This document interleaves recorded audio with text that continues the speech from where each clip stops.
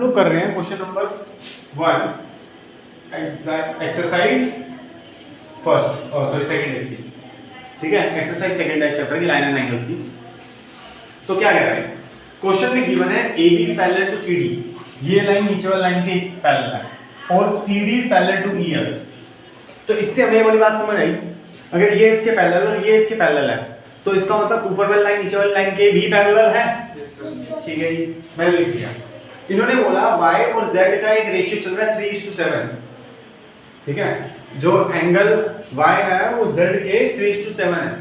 तो मैंने क्या बोला, let the angle y is equal to 3p। अब ये p क्या है, जैसे 3x 4x 5x लिखते थे, ठीक है, मुझे नहीं पता, नहीं तो कट कट आके 3/7 आया, कट कट आके जब हमने y और z का रेशियो लिया तो 3/7 आया। क्या पता इनके अंदर 2 मल्टीप्लाई हो रहा हो, क्या पता ऊपर वाला एंगल 6 हो और नीचे वाला 14 हो, या क्या पता इसके अंदर 3 मल्टीप्लाई हो रहा हो, मुझे नहीं पता, इसलिए मैंने उसको p ले लिया। Is it clear? ठीक है जी, w ले लूं, एक ही बात है सर। तो w ले ले, अपना नाम ले ले, मेरे को लेन देन। सर ठीक है, मैं x ले रहा था पहले, लेकिन पता लगा x तो उसने फाइंड करने के लिए बोला, तो इसलिए मैंने x को थोड़ा छोड़ दिया, otherwise x is more comfortable to our mind, to our eye as well, है ना। अभी बड़ा अजीब सा दिख रहा है, कोई बात नहीं, इसलिए एक्सप्लेन करना पड़ा, otherwise there is nothing to explain in it. अब कहना क्या चाहते हैं, अच्छा 3 पैरेलल लाइन है, उसमें से एक ट्रांसवर्सल जा रही है, जिसके अंदर एक यहाँ वाले एंगल को x बोला है, इस वाले को y और उसको z बोला, ठीक है जी। निकालना क्या है, एंगल x निकालना, मतलब ये वाला, ठीक है। अब ध्यान से देखो, अगर ये z है तो ये भी क्या होगा, z, ठीक है। अब मैं अगर बोलूं एंगल का कैसे नाम देते हैं, देखो समझो, इसको एंगल 1 मान लेते हैं, z को, इसको 2, इसको 3, इसको 4, और किसी की जरूरत होगी तो आगे आगे कर लेंगे। अब कैसे करते हैं, angle 1 is equal to angle 2, ठीक है।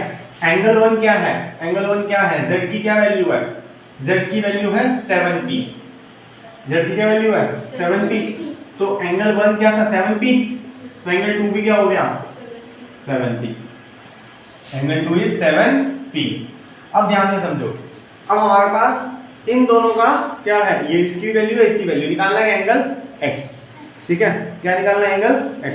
अगर देखा जाए angle 3 plus angle 4, angle 3 plus angle 4 is equal to 180 degree. Sir but there is a problem कि हम लोगों के पास किसकी वैल्यू नहीं, x की वैल्यू नहीं, कोई बात नहीं। एंगल 3 क्या है, एंगल 3 y है, और y की वैल्यू हमारे पास है 3p, एंगल 3 हमारे पास y है और y की वैल्यू है 3p। एंगल 4 क्या है, एंगल 4 है x, और इसकी वैल्यू हमारे पास नहीं है, तो 17 ले सकते हैं, हाँ जी, कॉरेस्पॉन्डिंग बन गया, कॉरेस्पॉन्ड, हाँ ऐसे कर, ऐसे कर, अगर ये नहीं करना ये भी बेटर है, कॉरेस्पॉन्डिंग कर ले। Angle 4 is equal to angle 2, तो एंगल 4 हो गया x और एंगल z हो गया 7p, ऐसे कर। अब x 7p आ गया, ठीक है, और एंगल 2 भी क्या है 7p, लेकिन मुझे तो एग्जैक्ट वैल्यू चाहिए एंगल x की, ठीक है, हाँ जी। सर एंगल 2 प्लस एंगल 3 180 नहीं आएगा, angle 1 plus angle 2 plus angle 3 180 degree ही होगा, ठीक है। वो मैं लिख रहा हूँ, पहले मैं तुम लोगों को रिलेशन बता रहा हूँ, क्योंकि आंसर उसी से निकलना है। मैं बोल रहा था, फिर मैं बीच में रुक गया। Angle 2 plus angle 3 is equal to 180 degree, linear pair. अब पहले मैंने ये सब करने की कोशिश की, ऊपर ध्यान से समझो। एंगल 2 क्या है हमारे पास, ये, ठीक है, एंगल 2 की वैल्यू बताओ क्या है 7p, और एंगल 3 की वैल्यू क्या है, एंगल 3 y है ना, 3p is equal to 180 degree, total 10p, 180 degree, p is equal to 180 upon 10 which is p is equal to 18 degree. अब मुझे क्या चाहिए, इनकी वैल्यू चाहिए, पुट द वैल्यू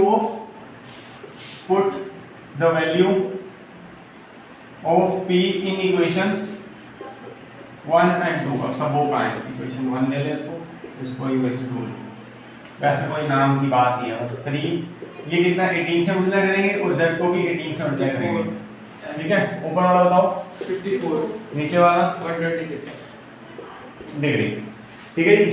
अब हमारे पास y और z दोनों की डिग्री आ गई, लेकिन हमें किसकी निकालनी थी, x की।